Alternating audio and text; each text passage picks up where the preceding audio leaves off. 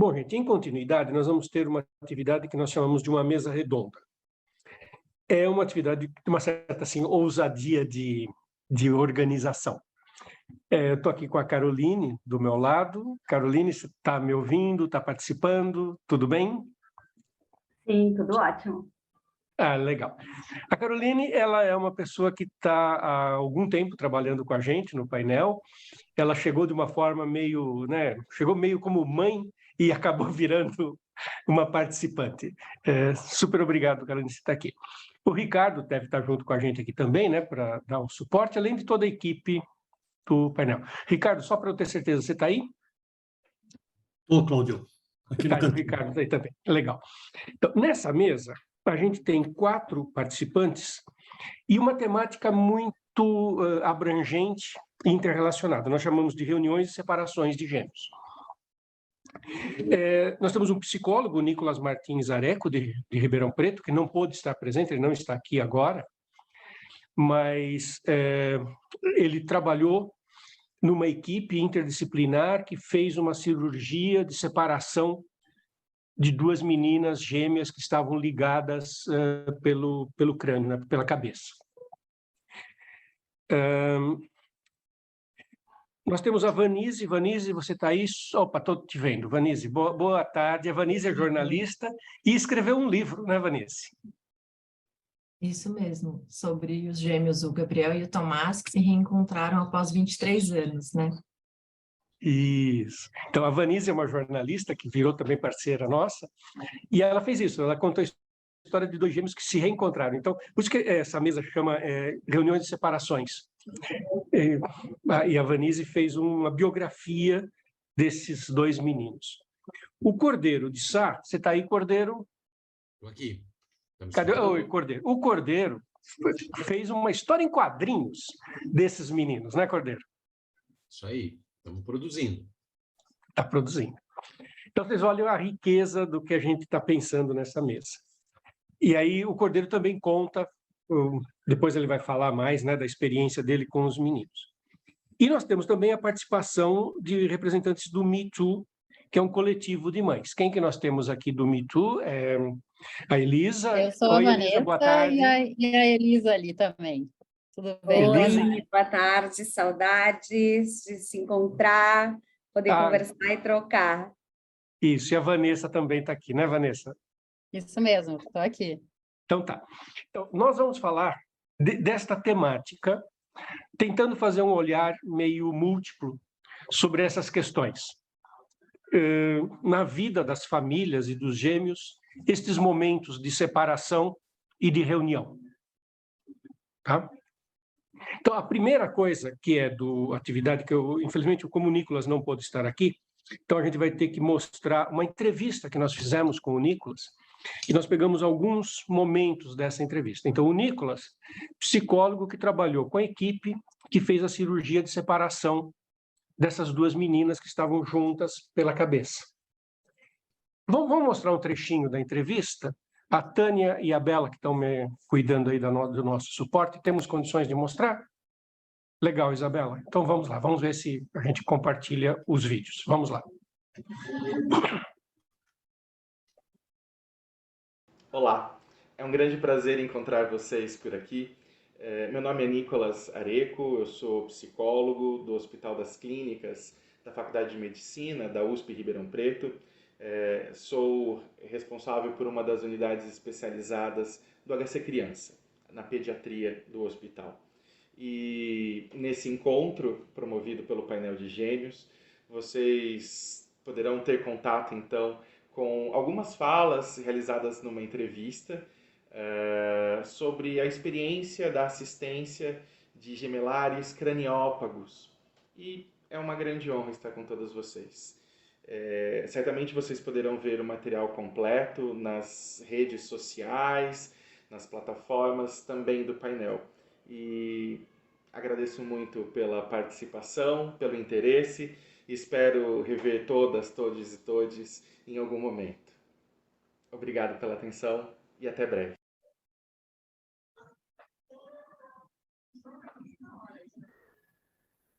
Olá a todos e todas, sejam bem-vindos aqui ao aos nossos vídeos do painel USP de Gêmeos, esse projeto da Universidade de São Paulo, que trata de vários aspectos da questão da gemelaridade. Nós estamos aqui hoje, uma parte da equipe do painel, sou o professor Cláudio Possani, a professora Lilian Lucchesi está aqui com a gente, a Sara, a Beatriz, que trabalham com a gente, para essa conversa com o psicólogo, né, o professor Nicolas Martins. Bom dia, Nicolas, bom dia a todas vocês que estão aí nos apoiando. Bom dia, Nicolas, super obrigado de você estar aqui com a gente. Eu que agradeço pelo convite e espero contribuir um pouco com essas reflexões e a experiência que nós vamos debater hoje. Certo. Bom, e a experiência é o que não falta para o Nicolas. Ele teve, ao longo da sua trajetória profissional, uma experiência riquíssima, que é o tema, né, dessa nossa conversa. No ano 2018, né, no Hospital das Clínicas de Ribeirão Preto, houve uma cirurgia que foi inédita no Brasil e o Nicolas fez parte dessa equipe, que foi uma cirurgia de separar duas crianças, né, duas meninas, na faixa de 2 anos e meio, que eram gêmeas conjugadas. Gêmeos conjugados, o Nicolas pode explicar melhor, né, são esses gêmeos que nascem com o corpo grudado. Não sei se essa palavra é muito adequada, grudado, o Nicolas explica. E foi uma cirurgia pioneira no Brasil, e as meninas tinham, né, 2 anos e meio. Então, eu queria, primeiro perguntar para o Nicolas, naquele momento dessa cirurgia, antes de falar da cirurgia mesmo, você tem como formação psicologia, não é isso? Isso. E você estava trabalhando numa equipe interdisciplinar por conta de um problema complexo. Aliás, essa terminologia está muito estabelecida na ciência hoje, né? Problemas complexos. E eles sempre demandam equipes interdisciplinares. Conta para a gente um pouquinho qual foi esse contexto, esse ambiente. Você, a presença na equipe e esse contexto todo dessa cirurgia. Então, na verdade, eu sou psicólogo aqui do HC Criança, né, na unidade de pediatria das Escolas Clínicas da Faculdade de Medicina de Ribeirão Preto, ligado à Universidade de São Paulo. Tenho uma experiência de muitos anos. Eu sou pertencente à equipe de oncologia e hematologia pediátrica. E no momento da chegada, né, das gêmeas, o hospital, né, liderado aí pelo professor Hélio Machado e outros tantos colaboradores, compôs uma equipe multi-interdisciplinar para a construção da assistência das crianças e da sua família. Então, entendendo a complexidade do caso, né, e da necessidade de lidarmos com N variáveis, né, do caráter cirúrgico, clínico e psicossocial, então foi composta uma equipe de membros, né, da neurologia, cirurgia plástica, dermato e da pediatria. Então, na necessidade de ter um psicólogo que tivesse uma aproximação com o contexto pediátrico, eu fui convidado a participar desta equipe. Então, era uma novidade, no sentido de era um mundo novo, de uma causa, de uma situação inédita dentro do contexto do Hospital das Clínicas, que nos levou, então, a discussões em equipe, a reflexões e ao convite ao estudo, para se apropriar um pouco melhor da questão e conseguir oferecer a melhor assistência para as meninas e para a família. Então, nesse contexto, eu entro com a visão da psicologia, não só das questões pertinentes ao desenvolvimento global, mas também as questões que são pertinentes ao cotidiano da psicologia hospitalar pediátrica. Então, adaptação ao contexto hospitalar, processo de assimilação das informações, características do enfrentamento, percepção de suporte sociofamiliar, recursos pessoais de enfrentamento. Então, a minha visão para o caso, a minha entrada no caso específico, foi justamente fazer esse respaldo, dar esse respaldo para que a assistência tivesse maior êxito. Então, nos provocou muito à época, e ainda nos provoca, ao estudo, ao aperfeiçoamento na área e, claro, né, a sequência do acompanhamento das meninas.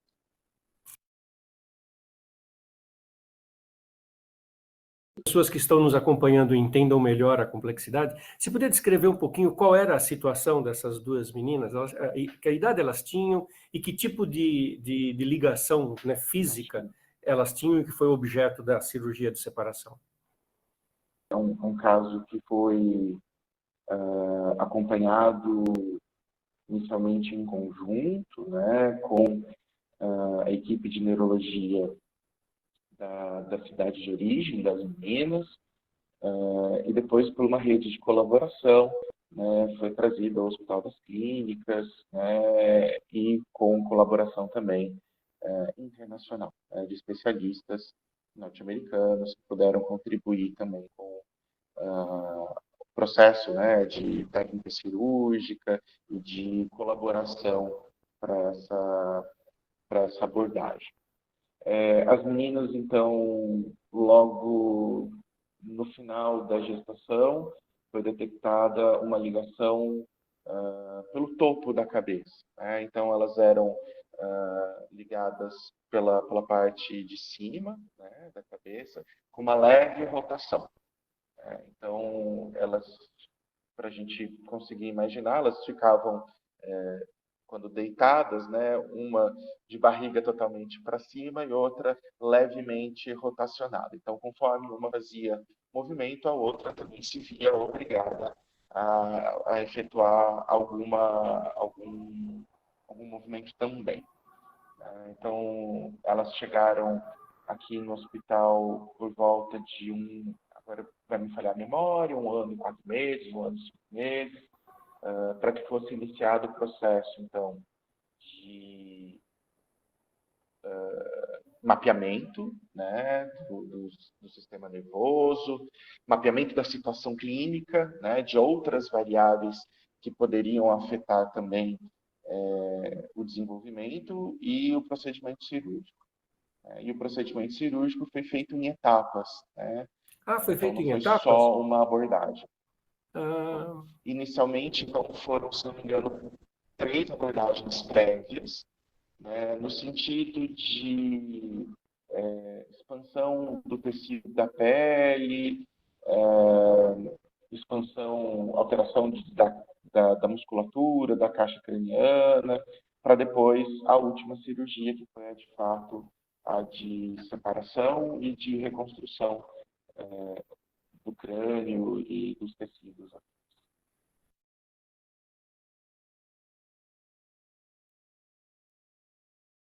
Deixa eu fazer uma pergunta bem com a cara do painel USP de Gêmeos. Dentro do painel USP de Gêmeos, a gente se dedica muito a essas questões, né, da gemelidade como um todo, mas um aspecto que nos ocupa muito é a questão emocional, a ligação entre gêmeos, né, que existem essas coisas muito, né, estudadas, né, que ocupam muito o interesse dos pesquisadores, sobre essa identificação entre os gêmeos, níveis de semelhança, etc, etc. Você acha que gêmeos que nascem conjugados, eles acabam tendo algum tipo de ligação mais forte? Essa questão identitária é mais forte ainda do que nos gêmeos não conjugados? Eu temo afirmar isso. Nas avaliações que eu realizei à época, né, na entrada delas, depois no pós-operatório, era muito interessante notar as diferenças de temperamento, de estilo comportamental, de estilo aí de rudimentos da personalidade. Então, nós tínhamos uma criança mais introversiva e outra mais extrovertida, uma mais sensível, mais chorosa a estímulos diferentes, outra mais curiosa e combativa, né, o que gerava também um certo desconforto, porque enquanto uma queria se esconder, a outra queria explorar, né, o que estava acontecendo à sua volta. E também habilidades de processamento de informação, habilidades motoras, também distintas. Né? Então, enquanto uma apontava uma maior aproximação com aquilo que a gente espera de indicadores típicos do desenvolvimento infantil para aquela idade, para aquela população, outra se mostrava relativamente mais aquém, né, desses indicadores típicos. Mas uma relação extremamente íntima, e que essa era uma preocupação, inclusive, da família. Como que elas lidariam com a fraternidade após a separação, se isso modificaria a relação das duas, já que era instantâneo, né? Se uma não gostava do que a outra estava fazendo, era um simples virar o braço para trás e cutucar a irmã. E foi interessante de notar que, mesmo após a cirurgia, uma buscava a outra incessantemente. Elas mantiveram o contato, e, entretanto, as questões, como eu disse, né, dos ganhos das aquisições do desenvolvimento anterior ao procedimento, né, de alguma maneira mantiveram o padrão, né, de uma certa diferenciação desenvolvimental. Então, enquanto uma se sentiu mais livre para descer da cama, para explorar o terreno, para caminhar, a outra buscava mais o colo da mãe, né? Então, nesses momentos, esse descolamento da identificação. Né? Então, acho que essa parceria era muito frequente, né? Muito intensa, mas a identificação eu não consigo afirmar que era maior ou mais intensa do que gêmeos não craniópatos.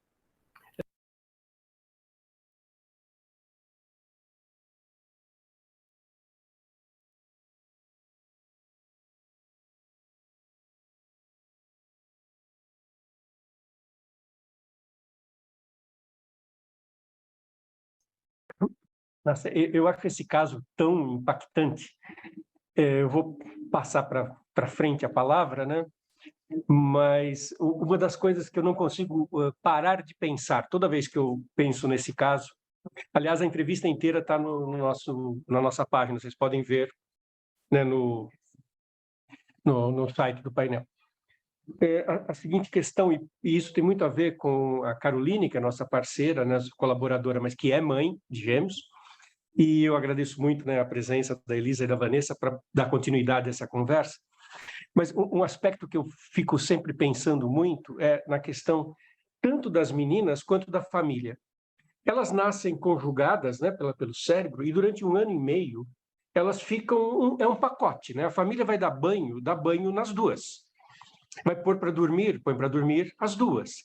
Cada uma tem que, como o Nicolas falou, se não estava gostando do que a irmãzinha estava fazendo, dava um tapinha assim para trás.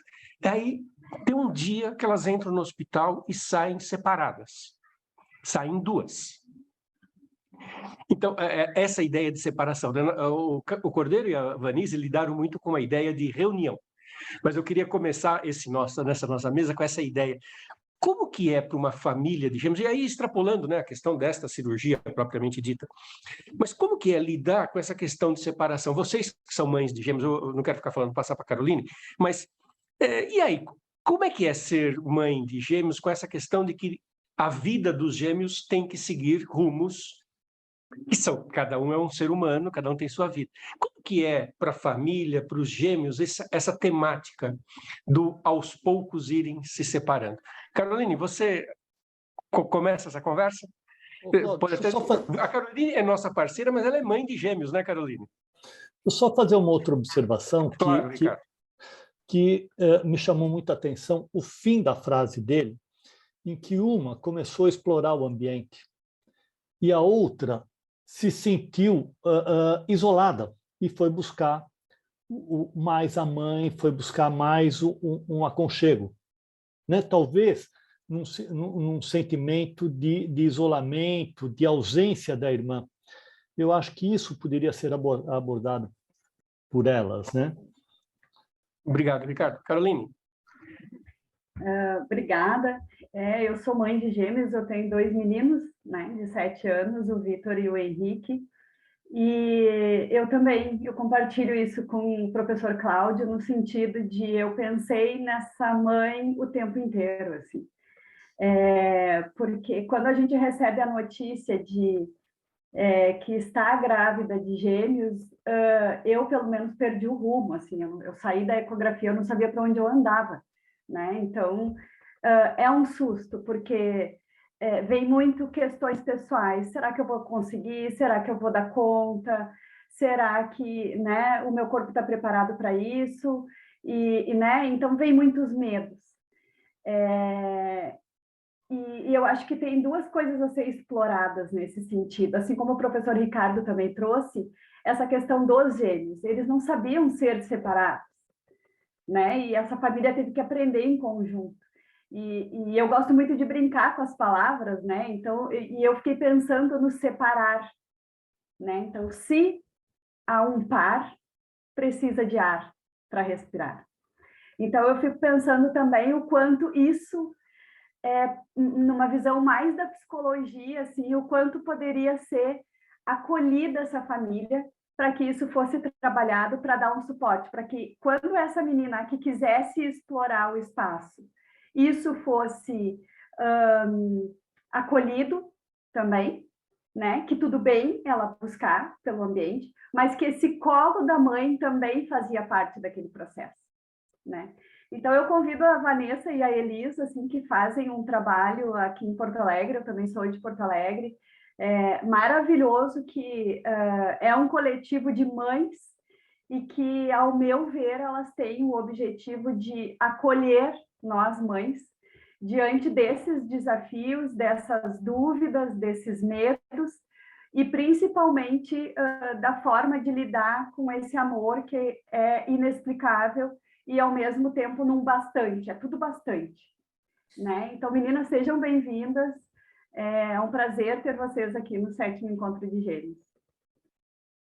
Muito obrigada, Carolina e Cláudio. Inclusive, né, Elisa, é um assunto que estávamos nós três, eu, Elisa e a Thaís, debatendo ontem sobre justamente isso, em que momento que a gente precisa fazer essa separação e dar uma atenção individual para cada um. Até hoje, os meus são os mais velhos, estão com 10 anos, e isso é difícil, né? Porque, às vezes, é muito mais prático para as mães levarem os gêmeos juntos, assim, os dois vão fazer a natação, os dois vão para a aula, os dois vão para o inglês, os dois vão... Então, assim, em que momento que a gente precisa olhar para essa parte individual deles, porque é muito mais fácil para a gente levar tudo, eles nos mesmos lugares, fazer tudo junto, né? A gente fala muito do momento do filho único também, e claro, o trabalho em equipe, e é muito difícil, muito complexo. Então, para quem tem só meninos, para quem tem casal, para quem tem só meninas, cada um com suas particularidades, né? E realmente a Me Too é um grupo de apoio para mães e pais de gêmeos, né? Para a gente acolher e entender coisas que só a maternidade gemelar traz para a gente. E realmente essas questões são bem complexas, assim. E nós três ontem trouxemos casos diferentes, né, Elisa, dos nossos filhos nessas idades. Então, assim, desde que a gente se encontrou lá, quando eles eram umas questões, mas as fases vão mudando, as questões vão mudando, mas sempre envolvendo isso, o individual de cada um e o coletivo. Quando que fazer essa separação? Imagina, né, para essas meninas que foram separadas, assim, quanto mais complexo ainda não é. A gente está aqui de uma perspectiva, né, completamente diferente, eu acho, de quem pesquisa, porque a gente vive no dia a dia, sabe? E, assim, eu tenho uma frase que me acompanha, que eu digo assim, todos os dias eu acordo e eu sou invadida por esse amor, essa coisa linda, né? Isso que é muito... talvez superdimensionado, mas é que tu nunca para de receber essa troca com os gêmeos, é sempre ao mesmo tempo, né? mas assim, também, tá? Todos os dias, de manhã, de tarde, de noite, eu me sinto desafiada por alguma coisa, por eles serem gêmeos, por nós estarmos criando, né, crianças, tendo aí que se deparar com o dia a dia mesmo, criando crianças que precisam de uma atenção muito parecida, né, que estão nas mesmas fases de desenvolvimento, pelo menos os meus estão, né, a gente sabe que não é todo mundo que tem essa realidade, mas que eles demandam, assim, cuidados muito parecidos, uma atenção muito parecida.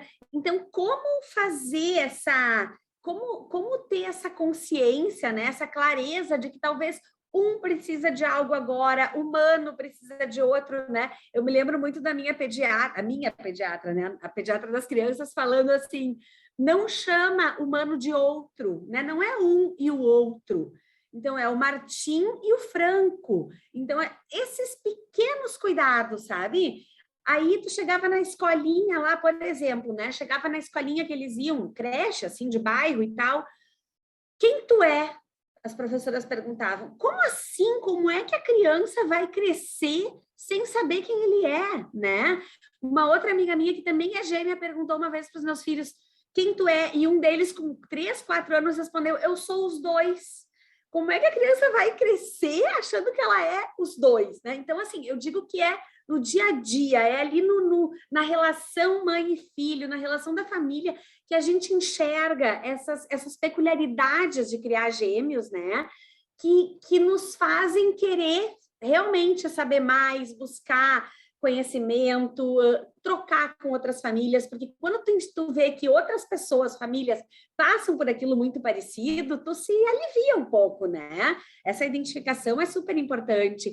E uma coisa que a gente ouve também, que a gente sabe que não é, tá? Mas assim, são quase gêmeos, os meus são quase gêmeos. Não são quase gêmeos.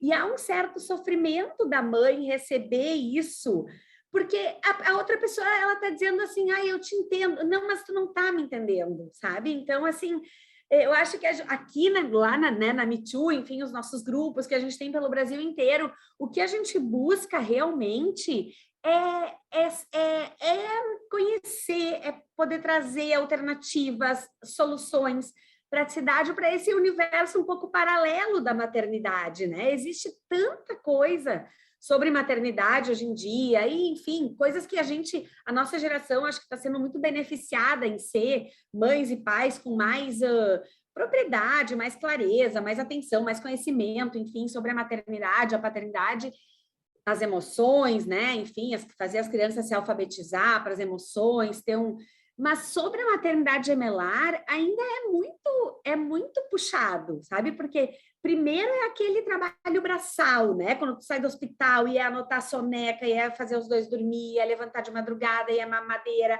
e separa as roupinhas, não separa, e não sei o quê. E depois é aquele, tipo, para os meus agora, né? E para os da Vanessa e para os da Thaís, era o que a gente comentava ontem, é um trabalho mental muito desgastante, né? Porque tu tem que dar conta dessas coisas. Aqui, eu tinha prometido para os meus, hoje o dia do sim para o Franco e amanhã o dia do sim para o Martim, porque daí eles poderiam escolher o que eles gostariam de fazer. Ontem o Franco foi num aniversário que o Martim não foi, mas ele foi buscar o mano, aí ele ganhou a lembrancinha do aniversário, sabe? Então, assim, essas pequenas coisas. E uma coisa que eu vi vocês falando que me chama atenção, tá? É como a gente tratar isso com naturalidade também traz uma certa leveza para as crianças, né? Então, assim, foram... coincidentemente, os nossos filhos das mães Me Too aqui, da Vanessa, da Thaís e meus, eles estão no mesmo colégio aqui em Porto Alegre, tá? A gente brinca, né? Que Porto Alegre é um bairro, né, Carol? Então, meio que todo mundo se conhece, não é como São Paulo, enfim... É uma vida em que a gente conhece muita gente, enfim. E aí, lá no Colégio das Crianças, eles separam as crianças enfim, sempre separam, tá? É uma imposição de cima para baixo. E, no nosso entendimento, das nossas famílias, isso estava ok, né? Mas como fazer essa separação? Tratando com naturalidade. Olha, tu vai ter uma prof... né, o mano vai ter outra, tu vai ter a turminha, o mano vai ter outra, então vai ser um momento do dia deles que eles terão um momento para cada um, né? Meu Deus, eles fazem quase tudo juntos, né? Então, o mínimo que a gente pode fazer, talvez, é oferecer algo assim. Mas a gente sabe que essa é uma dor das mães de gêmeos, porque muitas vezes a escola impõe e tu não tem o que fazer, né? Eu gosto da escola, é perto da minha casa, e tu tem que separar, mas eu não quero separar.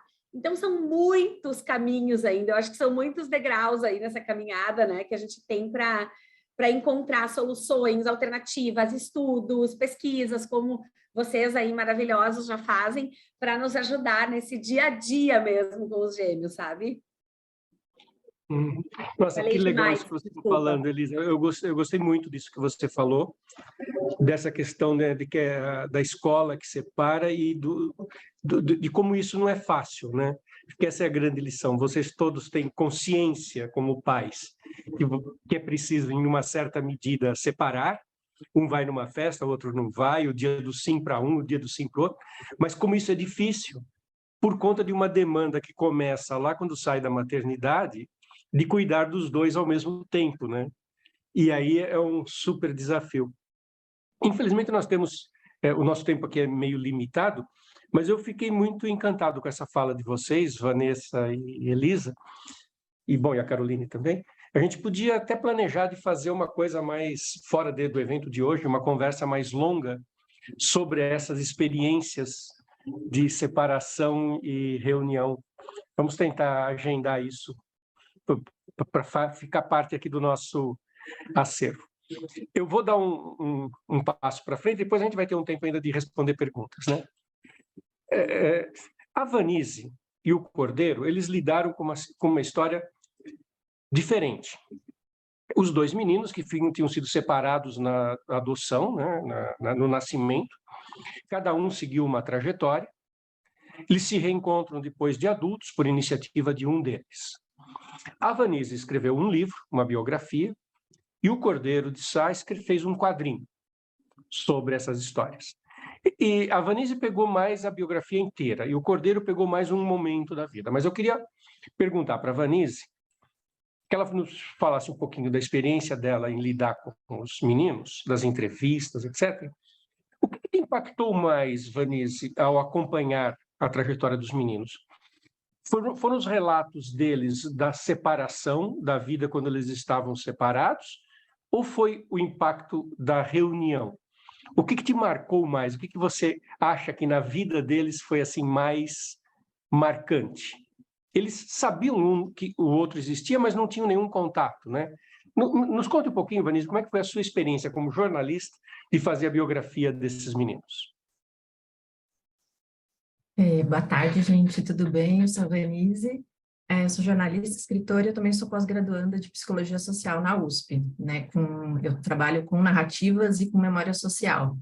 E aí o convite rolou aqui do pessoal do painel para eu participar e eu me interessei, assim, de cara, eu gosto muito, sou uma contadora de histórias e tô passando um avião aqui, talvez vocês ouçam o barulho. E não sou mãe de gêmeos, mas sempre me interessei em contar histórias relacionadas, assim, a gêmeos, porque sempre tem alguma coisa interessante para descobrir.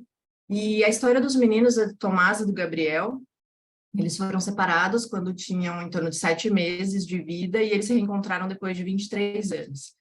E aí a gente foi, eu e o Cordeiro, a gente começou fazendo algumas entrevistas juntos com eles, né? Então a gente fez algumas, depois eu fiz várias outras separadas e eu também conversei com as mães deles.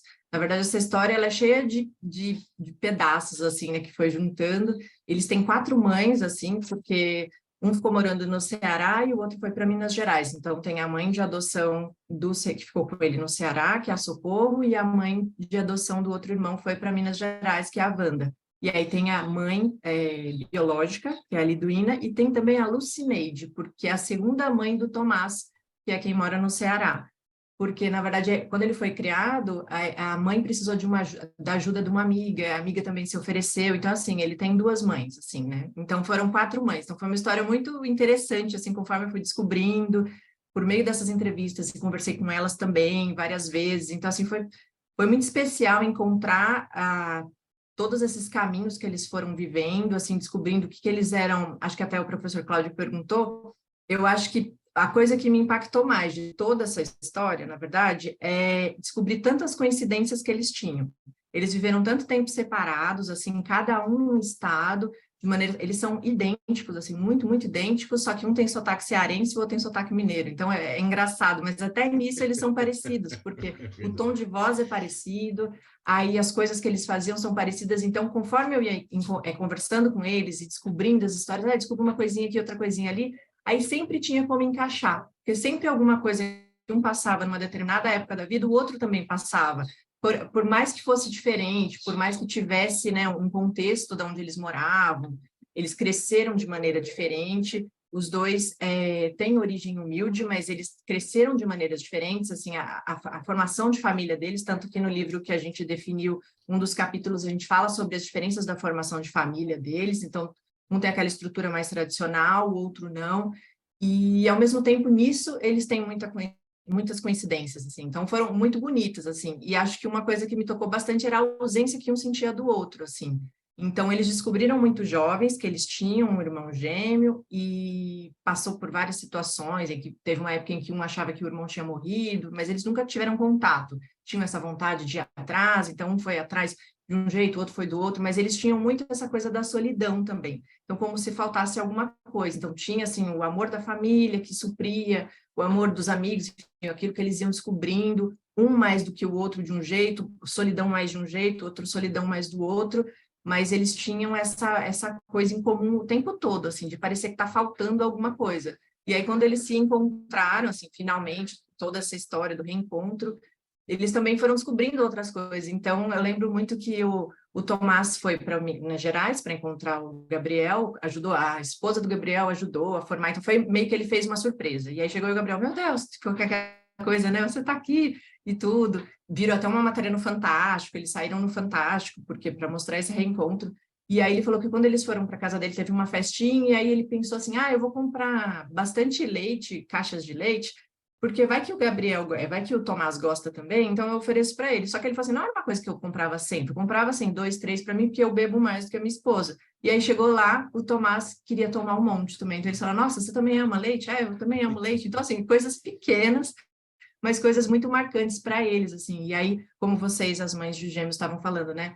Eles não têm que ser sempre igual, mas no caso desses dois, eles tinham essa vontade, né? Eles compraram a armação de óculos igual, colocaram roupa igual, então começaram a colocar coisas, porque eles não tiveram isso na infância, assim. Então foi uma coisa muito interessante. E essa troca que eu tive com eles também foi muito especial, muito gratificante, assim. Eu fico muito feliz de fazer parte desse projeto e fico ansiosa também para vocês lerem o livro, assim, em breve.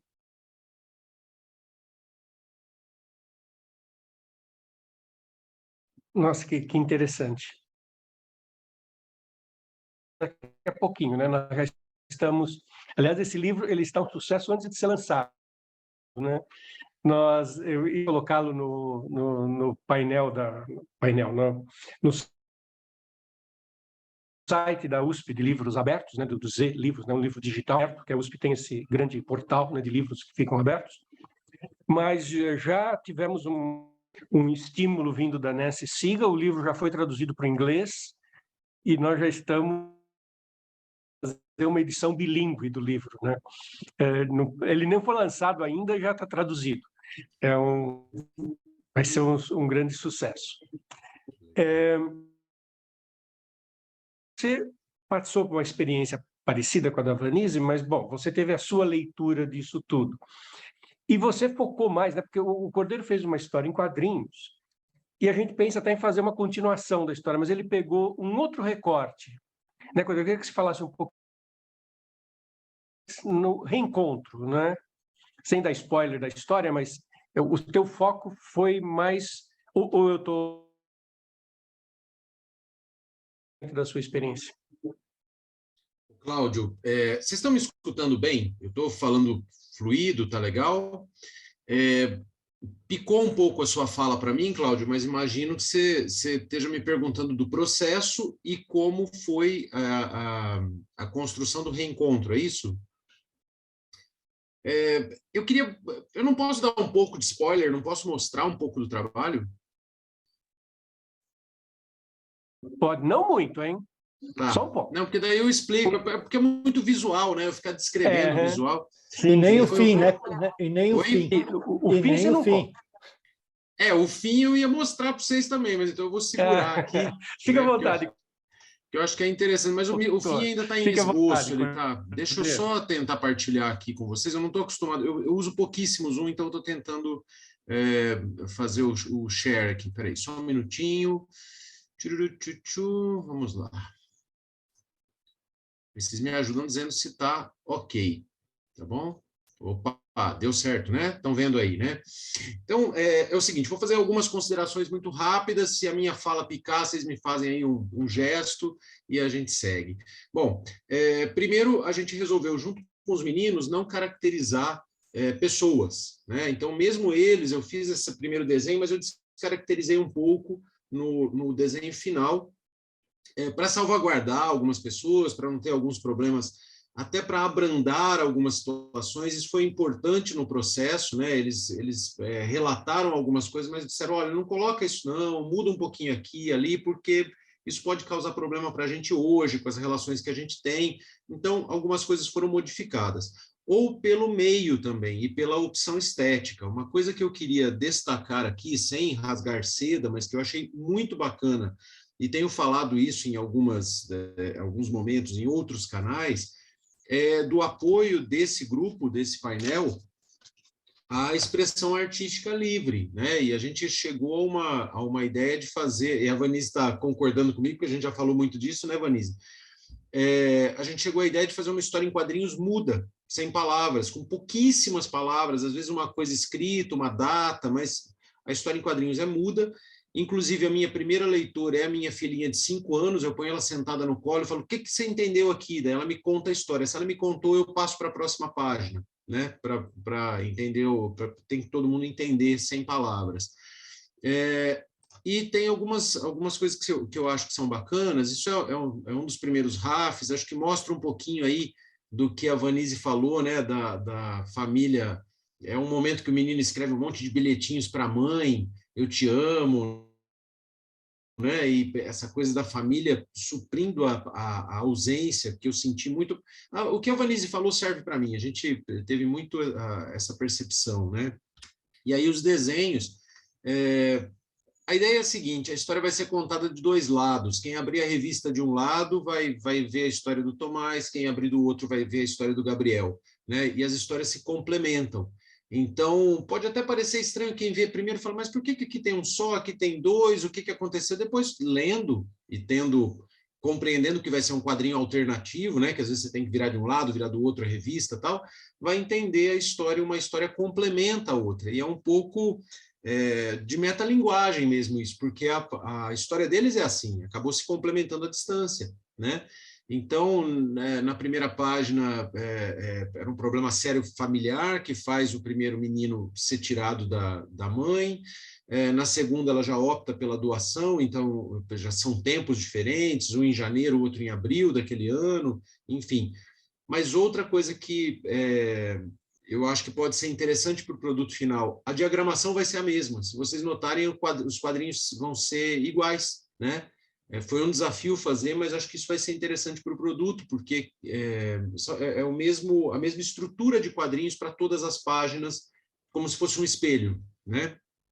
E aí a gente caminha para alguns momentos, por exemplo, uma coisa que a Vanise falou, né, e aqui mostra bem, os 2 são fotógrafos, né? Descobriram em fases diferentes, mas em situações diferentes, mas os 2 são fotógrafos. E essas imagens que estão aqui mostrando a fotografia deles, e nesse caso eu quis fazer quase um xerox mesmo de uma página e da outra, são fotos deles mesmo, né? Deles mesmos, né? De cada um deles aqui, de um lado e de outro, meio que mostrando a produção deles, né?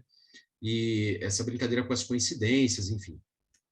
E 2 questões que eu trouxe para vocês que eu acho que são bonitas, assim, uma é o Gabriel, que um dia, sabendo que o irmão estava morto, né, ele tem ele duvida, mas tudo indica que o irmão morreu, tem uma notícia muito forte, aí ele tem um sonho, né, ele sonha com ele encontrando a si mesmo, como se estivesse olhando no espelho, e aí ele chega perto do espelho, assim, sorrir quando sorri e vê que tem o dente separado.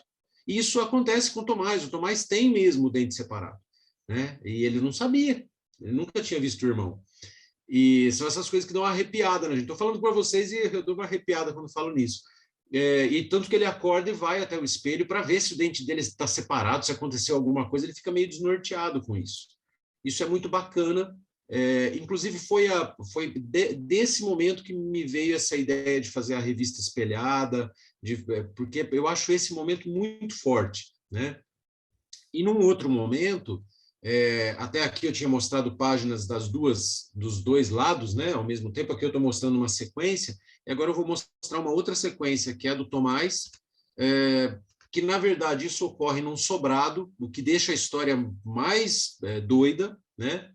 Positivamente mais doida, mas ficava muito difícil fazer isso visualmente num sobrado, fazer essa explicação visual ia ser complicado, então a gente tornou a casa térrea. Mas é o seguinte, o Tomás está varrendo o chão e, de repente, a mãe passa em frente à casa. É o menino que ficou no Ceará. A minha mãe não sabia onde estava esse menino. E ela passa em frente à casa e ela vê o menino, depois de muitos anos, não sabia mais dele, de acordo com os relatos, e ela saca que é o filho. Aí, na verdade, ela volta no dia seguinte, né, Vanise? Aqui eu pus no mesmo dia, no mesmo horário, né? Como eu falei para vocês, são as adaptações ao meio. Ela volta no dia seguinte, ela conta toda a história para ele, que é um pouco do resumo que aparece aí nesse quadrinho, né? Ela contando que um foi para um lado, um foi para o outro. E ela dá uma foto para ele. A partir dessa foto é que ele entende que vai poder encontrar o irmão, né? E, enfim, tem alguns percalços e tal. E a história segue, e a ideia dessa história não tá terminado ainda, e eu só insisti para mostrar, viu, Cláudio, porque quando a Elisa falou de eu sou os dois, me tocou muito, eu achei muito legal isso, porque no final eles vão se encontrar e vai ser a página central da revista. Eles se encontram no meio mesmo, né? E vai ter até um recadinho, olha, a história desse aqui terminou, mas vira a revista agora e vê o resto da história, pelo outro lado, né? E são frases que eles falam, um deles fala para o outro, agora eu não te largo nunca mais, e o outro diz, agora nós somos nós de novo, né? Então eu entendi, Elisa, que Nossa, a situação lá, eu sou os... É bacana, caramba, né? Nossa, isso muito arrepia bacana. até o último fio da alma. Mas quando a Elisa trouxe essa coisa, eu sou os dois, é fortíssimo, né?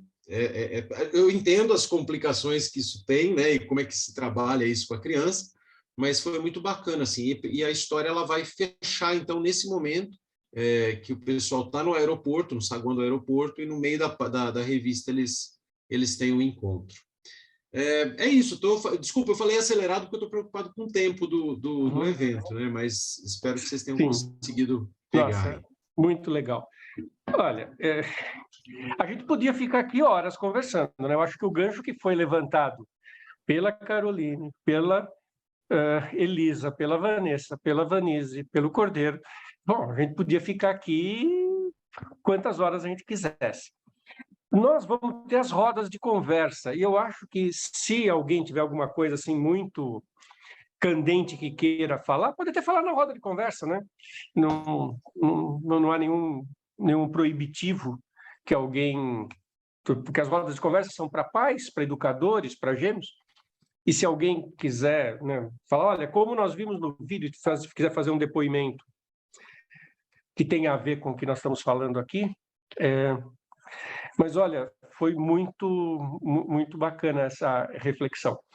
E a ideia era mesmo abrir uma janela de reflexão, né? Essa mesa não tinha a intenção de chegarmos a nenhuma conclusão salvadora da humanidade, mas sim levantar temas de reflexão para todos nós que nos ocupamos, né, da questão de gêmeos, mas com maior ênfase para as famílias, né?